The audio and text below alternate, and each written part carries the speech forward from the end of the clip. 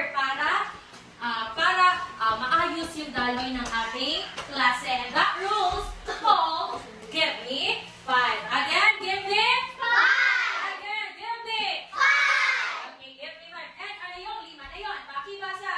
Let's all cheer. Let's close. Let's sing. Sit up, silent. Break focus. Okay, and aside from our rules, I also have here my... Okay, so hindi ako nagtitinda ng ice cream, ha? Teacher ako, di ako sorbitero. So, I have here my bell. Oh. When you hear my bell ring, ibig sabihin, I want your attention to focus on me. Ayaw kong nakikipagdaldalan kayo sa inyong katabi when I am talking here in front. Nagkakaintindihan na tayo? Okay, and with that, before tayo pumunta sa ating new lesson, of course, let us review muna yung naging lesson natin yesterday. So I hope naalala niyo pa yung lesson natin about different kind of lines. So again, ano yung topic natin? Different kind of Line. Okay, different kinds of line. And so with that, I have here, sana yung bola ko? Okay, I have here, ayan, nandito na yung bola ko. So I have here, I prepared 6 balls na kung saan, ayan, ibibigay ko bawat grupo. Okay? And then, so anong gagawin?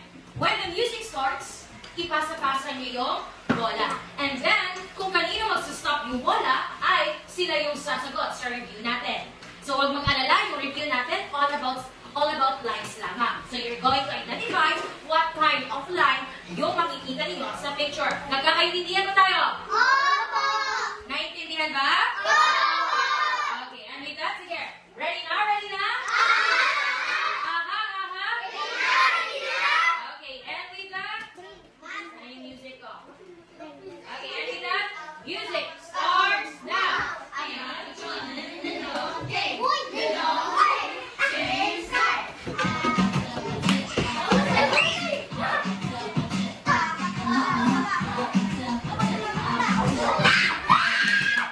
Okay. Okay, sige, saan yung bola? Okay, sige, saan yung bola? Okay, kunin na yung bola. Kunin. Okay, sige, kunin yung bola. Ay, huwag iinsa-insa yung bola. Hawakan, maayos. Okay, sige. Sino yung nakakuha ng bola? Taas? Taas yung right? Taas. Sige, pakita sila. Saan yung bola? Okay. O, sige. Una is, okay kayo. Sige, punta kayong tatlo dito sa harap. Sige, punta kayo dito. Sino yun? Johaina, Nathan. Sige, Johaina, Nathan. Johaina, Nathan, and Johanna. Sige, stand straight. Sige, straight line. And so, I will give you picture. Saan yung picture niyo siya? Okay, sige. Ipakita sa mga kaklase. Sige, ipakita. Ganyan, hawakan na mabuti. Okay, sige. Let's go on sa other side. Okay, let's have first parallel line. Okay, saan dyan? Sa tatlong picture, ang parallel line. Okay, sige. Siyan. Sige, saan dyan siyan? Tabi kayo. Okay, sige. Si Joanna daw, may hawak ako. Tabi kayo. Next, perpendicular line. Sino yung may hawak? Si Remy. Sino? Okay, siya. Si Paras kayo. Dito katabi ka kuya. And then last one is intersecting line. So, pwede ka umagaw ha. If sa tingin mo, walang dyan yung answer. Pero sino yung answer? Okay, si? Okay, si Nita. Okay, tabi kayo. Tabi closer. Okay. Sige, pakita sa classmate yung mga kuya, upo. Sige, pakita sa classmate yung hinahawakan nyo. Okay, tama kaya yung answer nila? Opo. Correct. Yung answer nila ay tama. So what do you call this line? Parallel line. Parallel line. How about this? Perpendicular line. And this one is? Intersecting line. Okay, so with that note, talagang naiintindihan nyo na. And then, sige, palakpakan ang ating mga classmates. Okay, sige, pwede na kayo bumalik sa... Okay, so we are done with our review. So I think all of you are ready now sa ating panibagong lesson. And to proceed with our next activity, meron akong inihandang kwento sa inyo. Meron ako dalang ligayang libro. Okay. And syempre, itong dalawang libro ay kumakanta. Ako ang iyong ligaya, ang ligaya niyong libro. Pakinggan ninyo ako, balakpakan ninyo ako. Ako ang iyong ligaya, ang ligaya niyong libro. Okay. And the title of our story is called Pizza Minute. Again, what's the title of our story? Pizza Minute! So once upon a time, there were 3 children who bought a pizza. The name of the 3 children is Claudine, Kenneth, and Karin. Si Claudine, she eats most of the pizza. Ibig sabihin, siya yung may madaming kinain na pizza. And the second eater is Kenneth.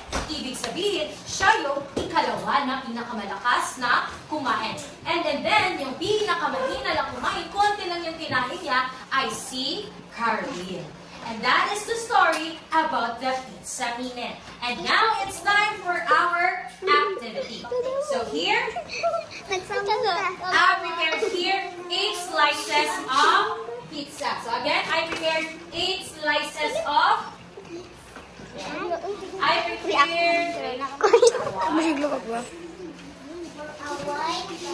Okay, so I prepared here 8 slices of pizza. Now, nandito sa harapan nyo, okay, si Claudine, si Kenneth, and si Karin. So, anong gagawin nyo? Ilan kaya na slices of pizza ang nakain ng bawat isa sa kanila? Again, remember, si Claudine yung may pinakamadaming nakain, ikalawa si Kenneth, and ikatlo si Karin. So now, let us call a volunteer. Okay, who wants to answer here on the board? Okay, sige, let's have Cherish. Okay, come here, Cherish. And also, we have Jefferson, and then this. Okay, sige. I-distribute nyo yung pizza na yan. Then I have here, papilet, and then idikit nyo. Idikit nyo sa Magkaanan mo, papilet. prinsipin. Ayan, start me.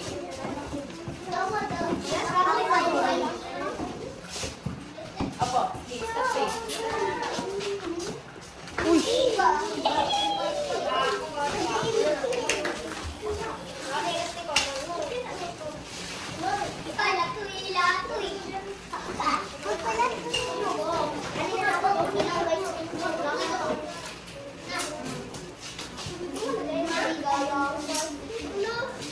Oh, wag magulo. Balik lahat sa upuan. Okay, so they are done answering. Okay, and for Claudine, siya yung may pinakamadaming kinain na pizza slices. Ilang slices of pizza ang kinain niya? Okay, 5. How about Kenneth? 2. And how about Karin? Okay, tama ba yung sagot nila? Okay, so tama yung sagot nila. Ma'am, ano yung kinalaman ng activity natin sa ating bagong lesson? Okay, diba? As you can see, ano yung shape ng pizza natin? Pizza slice. What's the shape? Okay, the shape is triangle. Okay, and kung napapansin nyo sa triangle, wait lang. Okay. At kung napapansin nyo sa triangle, tingin dito, may lines, meron siyang lines. And then yung lines nila, nag-meet ba sila or hindi? Nag-abot ba sila or wala? Okay, so nag-meet sila. Ano kaya ang tawag siya? Okay, so yan po yung lesson natin ngayon. So our lesson is called angles. Again, basahin? Okay, angles. So our topic for today is about the different kinds of angles. Hala ma'am, narilahi-lahi na angles? Okay, yes po. Merong iba't ibang angles. Depende sa kung gaano sila kalaki or ano yung itsura nila. And para mas maintindihan yung activity natin, okay, I prepared here an activity, a worksheet para sa inyo. So, dala nyo ba ang protractor ninyo? Dala nyo ba? So, dala ninyo. So, wait lang ha. Dito yun. Okay. So, I have here, okay, dala nyo ba ang ganito ninyo? Okay, so this is what we call protractor. Anong tawag nito? Okay, protractor. So, ito yung gagamitin nyo para ma-determine anong klaseng angle yung tinutukoy ninyo or yung sinusukat ninyo. And with that, ibibigay ko to sa inyo. Okay, so yan yung i-measure ninyo. Okay, sige. Bigay, isa. Okay, and dito. Sige, bigay dyan. Ayan, then, and get one and pass. Okay, sige. Nakakuha na ba lahat? Nakakuha na. Okay, ma'am. Ano yung gagawin? Oh, sige ha. Ilabas niyo ang protractor ninyo. So, ano yung gagawin? Okay. So, ang gagawin niyo po, isusukat ninyo yung mga angles. Nakita niyo ba ang angles? Oo. Okay. Dito na part of, yung mga endpoint nila. Yan. Yan na nag-open. Ay, na-close. Yan. Ito, dito, ito. At saka ito. Yan po ang susukatin natin. So, what are you going to do? You will use the protractor. Ilalagay niyo yan dyan sa center. Ito. Ito ang ilalagay niyo sa gilid. Ayan. So, kung saan sila nag-intercept or nag-hit. So, ito yung center ng protractor. Ilalagay niyo dyan. Then, pagkatapos, tanawin ninyo, unsa kada po ang iyahang nga. Unsa kada po ang iyahang buka sa bakbak. O, para sa ito. Yan, 0 yan. Then, yung measure niya is 90. So, ibig sabihin, ang sukat niya or ang angle niya is 90 degrees. Okay, sige. Sukatin natin. Okay. Okay, so tapos niyo nang sukatin ang inyong activity. Now, based sa sinagutan ninyo, pag sinabi mo natin acute, okay, malalaman nyo sa sinukat ninyo saan dyan yung acute, saan dyan yung right, and saan dyan yung obtuse. So, malalaman nyo yan. Pag sinabi po natin acute, ito po ay below 90 degrees. Again, pag sinabing acute, 90. again, below 90 degrees. Again, pag sinabing acute, Below 90 degrees. okay, ibig sabihin, katong 89 pababa, lahat ng 89 pababa, ang sukat nila, yan ay tinatawag na Acute. again. Acute. No, gamay siya, maliit siya, kaya siya parang cute siya, acute. And then, pag sinabi naman natin, right angle, ang sukat niya po ay 90 degrees. Again, exact 90 degrees. Ibig sabihin, hindi siya pwede ba siya 91? No. Pwede ba 89? No. Hindi. So, pag sinabing right, exact 90 degrees. Wala na siyang ibang sukat, kundi 90 lang talaga. So, again, pag sinabi natin 90 degrees, ano yan na angle? Right angle. Again, pag sinabing 90 degrees, Right angle. okay, kung sa inay, right angle. Again, pag 90 degrees, Right angle. right angle. Sa tingin ninyo, anong sukat ng obtuse? Mas malaki. Mas malaki sa ano? 90. Mas malaki sa? Okay, correct. Pag sinabi natin obtuse, above 90 degrees. Again, pag sinabing above 90 degrees, ano yan na angle? Octus. Ano, obtuse ba yan? Obtuse. Again, pag sinabing above 90 degrees, yan ay? Octus. Okay, obtuse. Again, below 90. Acute. Acute. Exact 90. Right. 90, pataas. Octus. Oh, pag sinabing 89. Acute. Ano, pag 89? Acute. Pag sinabing 95. Right. 95. Acute. Oy, 95. Obtuse. Then, pag sinabing 90. Right. Okay, right angle. Now, let us check your answers. Okay. Si letter A. Ano kaya si letter A? Acute, obtuse, or I? Acute. Okay, acute. So, letter A is acute. Next, si letter B. Obtuse. Okay, siya ay obtuse. How about si letter C? Right. Right kaya siya? Acute. Okay, acute pa rin. How about si letter J? Right. Ano na si J? Right. Dako siya, dako. Dako? Acute. Okay, obtuse. And ito, oh, ito ang kadalasang itsura ng right angle. So, ano yung letter I and letter H? Right. Okay, that is right angle. Nagkakaintindihan ba? Tama ba ang inyong mga sinagot? So, ano yung ginamit nyo para masukat yung measurement ng angle? I mean, ano yung ginamit nyo na pansukat? Ano ang tawag dito? Ha? Again? Protractor. Sige daw, Okay, again, basahin ano yung angles? Angels are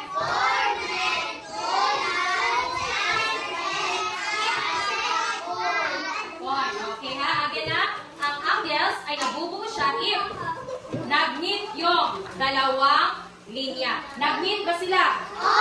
Dalihan na, may angle daling apart? Wala, pero dalihan na, wala?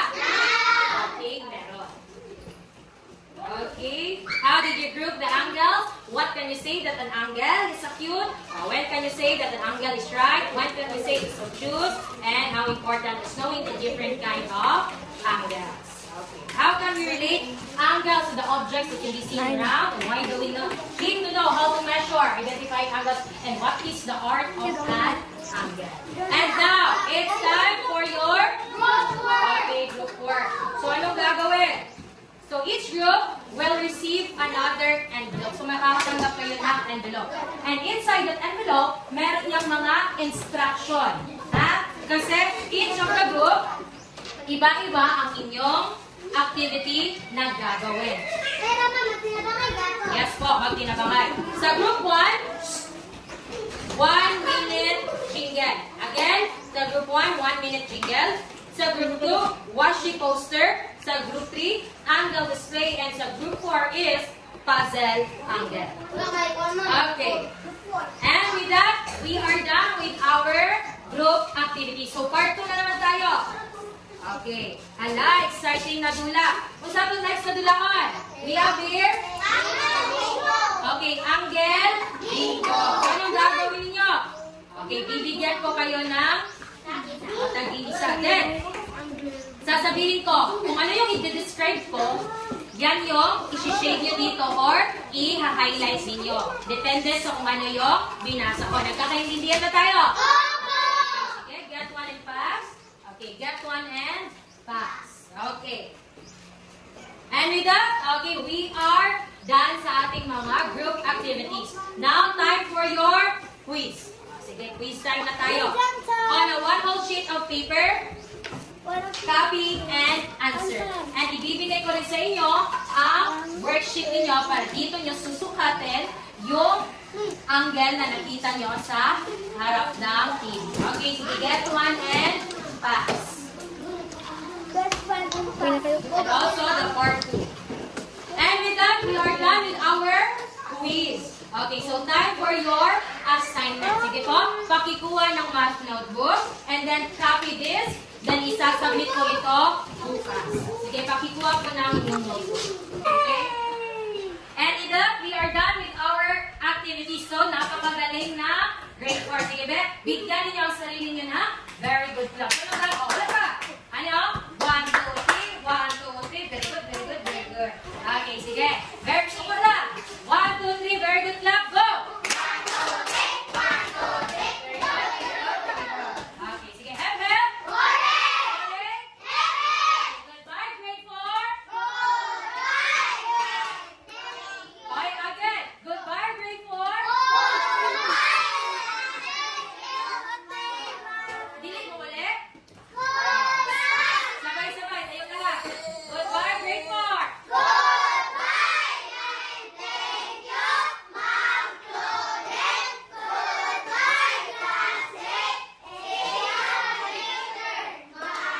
Goodbye,